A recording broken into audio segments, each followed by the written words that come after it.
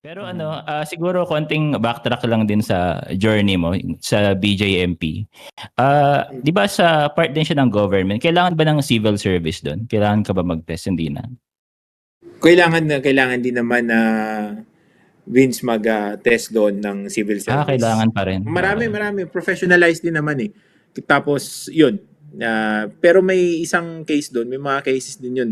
Kunwari na sa indigent kaya indigenous people ng the Philippines, yung mga igorot, yung mga naging professional na ganon, parang hindi na yata kailangan na pwede ka na rin pumasok. Okay na yung ano mo doon, certification from your tribe. Parang ganun.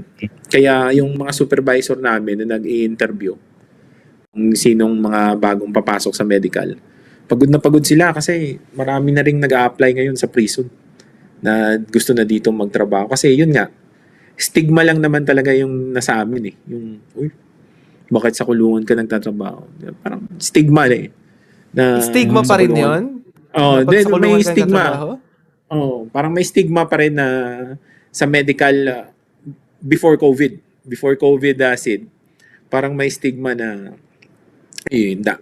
Pwede ka namang sa ospital magtrabaho, but doon ka sa prison magtrabaho.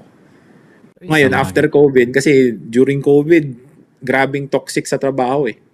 Na ano, after COVID, yun nga, dumami na. Dumami na ang nag-a-apply dito sa prison kasi nakita nila na tama lang yung trabaho. Pero yung sweldo, okay naman. Okay naman yung sweldo. Hindi ganoon ka-demanding hindi ganoon ka-demanding yung trabaho. Ganun. Bakit ikaw, umpisa pa lang sa ano ka na nagtrabaho? Sa prison ka na nagtrabaho? Even in the Philippines?